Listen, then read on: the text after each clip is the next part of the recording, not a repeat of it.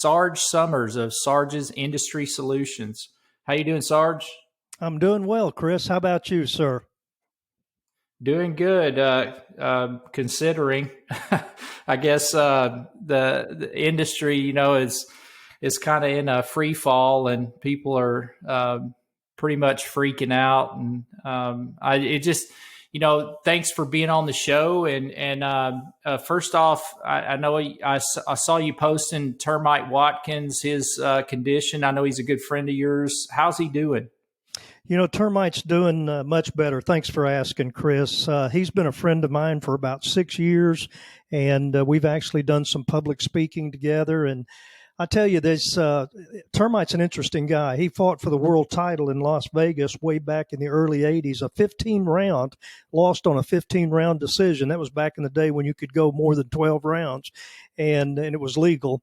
But he's been in the fight for his life the last 3 or 4 weeks. But the last couple of reports that we got from his wife, Cindy, sounded really good. And I believe that he'll be going home, hopefully, by the middle of this week. Man, praise God. That's good news. It is. 15 rounds, man. I can't even imagine. What was he, a boxer? Yeah, he was a boxer, and he fought a guy named Saul Mamby for the world title. And today, he actually manages and coaches young boys and young ladies in boxing. And one of his standout boxers, professional boxers, is a young man named Evan Holyfield, and he's the son of Evander Holyfield, the heavyweight champion of the world. Wow. Yeah. That's awesome. Well, hey, so there's probably people on that are listening that don't know what Sarge's Industry Solutions is. So you've been at this about 4.5 years, I guess, from leaving the Army. Can you tell us a little bit about Sarge's Industry Solutions and what you guys do? Absolutely. Actually, I had retired from the Army on my 39th birthday, so I got a late start in the oil and gas industry, and I worked in the above ground storage tank industry for 24 years. And then, like you said, a little over 4 years ago, I started Sarge's Industry Solutions. It's a limited liability company here in the state of Texas. And I thought I was going to do a lot of consulting in the oil and gas industry, upstream, midstream, downstream. But the way it's turned out more than anything is that I'm representing different companies, their products and services throughout the industry. And it's been a good living so far. When I first started, I was 22 days shy of my 63rd birthday. And I figured if Colonel Sanders could do it, I could do it. So I went ahead and started the company. Yeah, that's awesome. Those are stories like that just people need to hear of not giving up, right? That's right. You're never too old, and you can always do something, right? It's just about attitude and motivation. I agree. So how is this? The recent loss of jobs and people. Your customers from a standpoint of oil field representation. How are they faring? Like, what are you hearing out there? Is it affecting them a lot? I probably have about, 100 exchanges a day, whether it be text messages, emails, LinkedIn, so on and so forth. And it's pretty desperate. There are a lot of people that are hurting. I've had a lot of people that are out looking for jobs. I've asked them to send me their resumes, and I've posted their resumes both on my personal LinkedIn page and also on our Oilfield Connections pages as well. So it's, I tell you, I've never seen anything like this. Like I said, I got a late start in the industry a little over 28 years ago on my 39th birthday. And I have never, and I've been through, 3 or 4, maybe 5 of these downturns over the years, but I have never, I don't believe any of us have ever seen anything like this. Yeah. It's definitely it's changing. Like I've been in the industry 26 years. I've never seen anything like this. It's quite unprecedented. Now you mentioned that you were in the above ground storage tank kind of sector. Man, that would be a good place to be right now, right? With all these storage issues. It is. The only problem is the length of time that goes into a project like storage tanks. It takes a lot of time to design and manufacture and fabricate and field erect the tanks. And so right now you see a lot of the additional oil storage going into vessels offshore. You see a lot of folks looking for frac tanks and horizontal tanks. Problem with the frac tanks and horizontal tanks is they typically are, 400, 500 barrels, and these folks are looking for a lot more storage than that. Yeah, I was listening. Were you tuned in to the Texas Railroad Commission commissioners webinar the other day? I Did missed you that one. hear any of that? No, sir, Yeah, I missed it. I listened for about 3 hours, and it was interesting to have the perspective of a lot of pros and yays and nays for this proration, and listening to the CEOs and COOs of these oil companies and different things. One interesting fact that I heard from All Plains American, the pipeline company, is that their CEO said that I guess it's been about a month ago, they started sending out letters to producers saying that they had to have a destination for the oil, or All Plains Pipeline would not even accept it. So that if they didn't have a contract for it, they wouldn't put it in the pipeline. And it's interesting to note that would back oil all the way up to the wellhead in a lot of cases. And then I saw, yesterday they were talking about contracts were being canceled. So, I mean, this is a real problem. The storage and the efficiency that we have of producing oil is it's just the perfect storm. So a lot of people are scared. COVID obviously puts a lot of fears out there, but there's a lot of guys, Sarge, right now, a lot of oil field men and women that had been in the oil field maybe for a short period of time, maybe for a long period of time, that are really scared right now, and they're heading home, with termination notices. What are you like? What are your thoughts on where they go from here?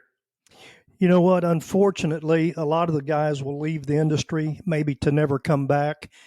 We've seen this. We've seen this before in other downturns, and I especially feel bad for the younger guys because they came and I look at their LinkedIn pages, their profile pages all the time. We've got guys that were flipping hamburgers.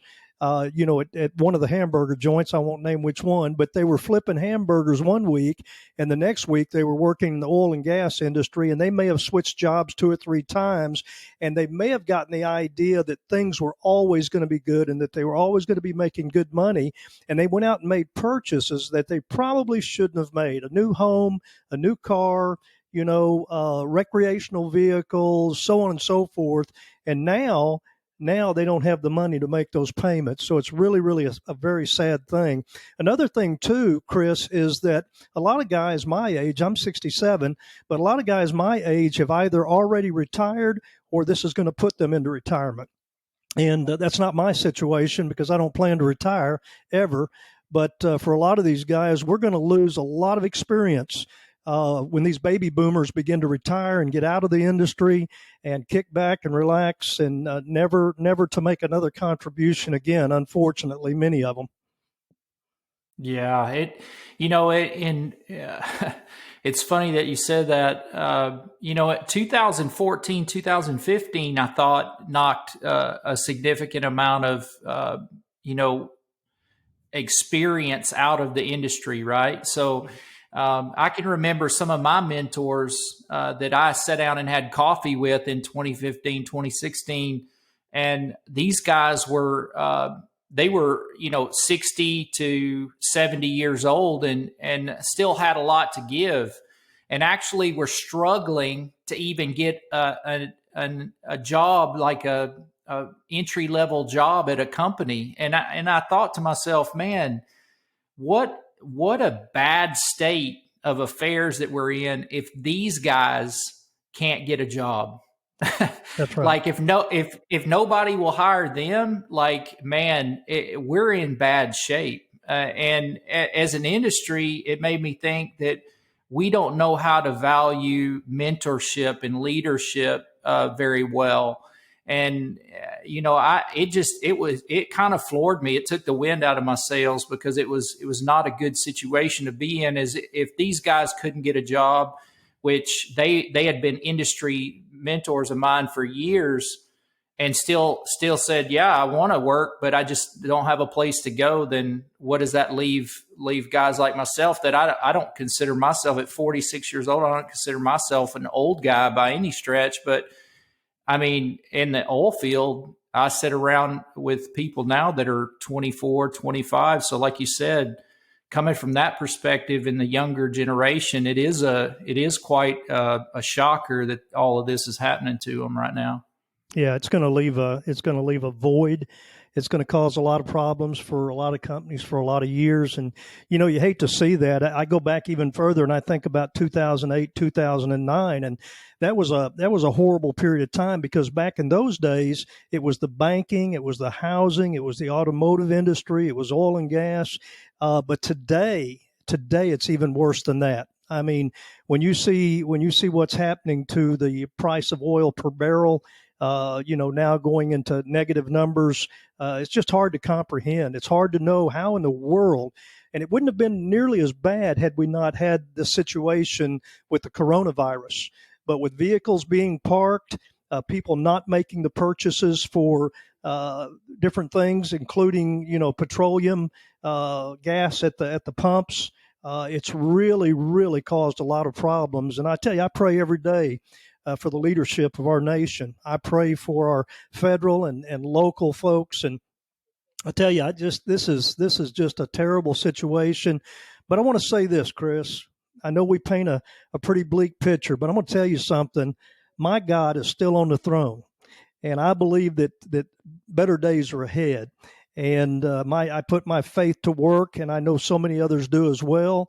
I'm involved with a organization called Oilfield Connections, and I started that group some 14 months ago out in Midland, Texas, in the Permian Basin. We had the one chapter for a year, and we've added 17 chapters just in the first 3 months of this year. And those chapters are located all over the states, including Dickinson, North Dakota, Denver, Colorado, Pittsburgh, just all over. We have 4 chapters in Houston alone. So that's pretty exciting.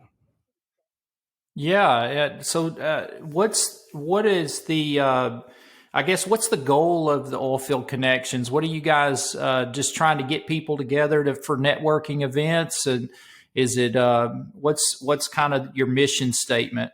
Yep, I appreciate the question. When we first started, we only had 11 people, and it was at the Cracker Barrel in Midland, Texas. That was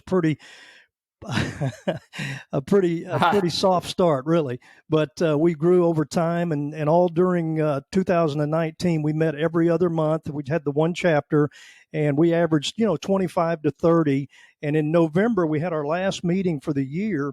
And I remember telling the leadership team there that, if we're going to make this thing grow, we're going to have to start having this meeting every month, same time, same day of the month, same location, and we're going to have to start doing online registration. So from November to January, we had 75 at our January meeting. We had 65 in February with all the snow and ice out in the Permian Basin. So we felt pretty good about that. And then in March the 5th, we had 165 at our luncheon. And so we've just grown. And so our main thing, as you mentioned, is networking. And everybody, it seems, loves to network. And so we have a lunch program, lunch format that allows for that. They network before, they network after the lunch meeting. And but our primary purpose is to minister to people's needs. We're not like any other organization out there. We don't really want to be. We're not in competition with anybody. I'm a member of all those other organizations, and so we're not trying to compete with anyone. But our main purpose is to network, to mentor the younger folks in our industry, and then also to give back to our communities. We want to give back to the communities in which we have our various chapters. That's awesome. So, how does somebody, if there's a listener right now, where do they go and connect with you on LinkedIn, or what's your primarily, like, what social media channel do you guys kind of focus on that somebody could get in touch with you? Again, great question. They can go to our Facebook page, Oilfield Connections OC, just Oilfield Connections. They can go there. They can go to our website, which is oilfieldconnections.org, or they can go to LinkedIn, and each of our chapters has a separate page. So, for example, if you wanted to pull up the one in Hobbs, New Mexico, you would type in Oilfield Connection Hobbs, and it would pull that up. Gotcha. Thank you for that. Yes, sir. And so I guess travel. This has kind of locked your travel down. So you've been doing more. You've been doing more virtual meetings lately, or what's going on with that? Yes, sir. This is week number 6 for Sarge staying at home. And I tell you what, man, it's about to drive me nuts, because you know me well, Chris, and you know that I'm one of those guys. Even at age 67, I'm out there. I believe in FaceTime. Long before there was ever FaceTime on the computer, I had FaceTime with my clients and my customers. And so I'm anxious. I'm anxious to get back out there. But to answer your question, we've been doing a lot of Zoom conferences, go to meetings, a lot of webinars, a lot of different things, just trying to keep us in front of the customers, and more than anything, just trying to encourage people. You know, I believe God put me on the planet for 2 reasons. Number one is to encourage people, and the other is to challenge people. The first part of that, people like that. They like to be encouraged, but not everybody likes to be challenged. Yeah, that's true. I know you're like a road warrior, because every time that we would try to connect, and I would try to make it to your events in Midland, I'd be in Midland, you'd be in Denver, I'd be in Denver, you'd be in Midland. So we could never. You were on the road constantly, and then I think it seemed like for 1 month you were constantly in Oklahoma, and I was gonna message you and just say, Sarge, are you stuck in Oklahoma, or what's going on up there? But I think you had a long trip or something where you were busy going and seeing other people. So no, that's great. Yes, sir. That's my native state. That's my native state, and you know, I tell people all the time, I'm an Okie by birth. I'm I'm a Texan by choice, and I'm a Christian by the grace of God. Yeah, amen to that. Well, Sarge, it's always a pleasure to talk to you, and these podcasts are just out there for anybody to listen to, and what we want to do is just get raw and unfiltered talk out about oil field people and about oil field stories. And I mean, these are times that I think people need mentorship and leadership. So Oilfield Connections and what you're doing is much needed. So I appreciate your efforts in that, and I pray that you guys will continue your mission, and that it'll grow. And I know these times will change. People kind of get short-sighted sometimes, but the big goal will always be the big goal, and we know what the end is for that. So Right. I encourage people. I saw yesterday there was a bunch of posts on. I kind of got off of social media for a while, because I was like, oh my gosh, everybody's freaking out. It's all end times, but I know that we're going to go to sleep. We're going to wake up. It's going to be a new day, and oil will rebound. I know people can't see it all the time, but it'll come back. Oh yeah, no doubt about it. Can I tell you a crazy? You got just another moment? Yeah, you bet. My family and I, we left Midland on August the 23rd, 2003, and moved to Nashville, Tennessee. And I had seen oil get down to about $10 or $11 a barrel. And so I was telling some of my friends, I said, don't worry about it. I said, one of these days, you're going to see oil again at $40 a barrel. Do you know where it went? It went to $149 a barrel, and then came down and settled around 100. So I think there's some great days ahead of us. We just have to keep the faith, and we just have to stay in touch with one another and encourage one another. And I believe that God is going to do it again. Yeah, you bet. And, it's a small industry. Actually, I was talking to somebody the other day, and they were talking about Southeast Asia came up. And, in 2008, I was in Southeast Asia working around Brunei and Borneo in the South China Sea. And actually, when everybody was getting laid off here, Halliburton had cut, and I was working for Sperry Drilling Services at the time, which is Halliburton. And Halliburton had cut here so deep that they called me when I was in Malaysia and said, "Hey, we need you to when you get back here, we're going to need you in Oklahoma." And so I was actually working in Malaysia and here in the States in 2008, 2009, because they had cut too many people, and then they were in a deficit for talent. So, my message to people out there is that, it is cyclical. It's gonna turn off and on. I don't know the fix to it. I don't know the solution for it. I think that we're going to come out stronger on the other side of this. I don't know what the business is going to look like. I think it will turn and will change somewhat. I don't know if we have I was talking about this the other day, is that I don't know if we have it doesn't seem like we have a very long attention span, and we can't learn from history very much. So do we think that we're going to pop out of this and it's not going to be cyclical anymore? I don't think that. I think that old habits are hard to break. So I think some of these oil companies will probably end up running back into the same old practices that got us here in the first place. What do you think about that? No, I think you're exactly right. I think the one thing that we did notice between the last downturn and this one is that we came back with less rigs, less people, but we actually drilled and produced more oil than we had previously. And we as Americans, I just believe that we're going to roll up our sleeves. We're going to do everything that we possibly can to bring our industry back as quickly as we possibly can. But you was talking about history, and the thing is, someone once said that man has learned from history that man has not learned from history. That's a good quote. I'll tell you one of my favorite quotes, Chris, is winners never quit and quitters never win. Yeah. And we're not quitters. We're not quitters. I don't know anybody in the oil field that's a quitter. Actually, if you get down to it, pretty much everybody's a grinder.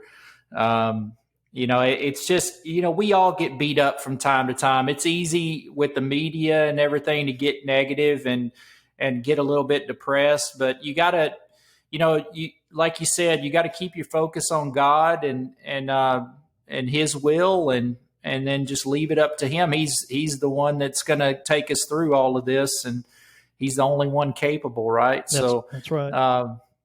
I just, I don't worry about it. I used to worry about it a lot, and I encourage guys now to get out and find something else to do. And if don't wait on an opportunity, go out there and get it. And I think that there's going to be a lot of people out there looking for that.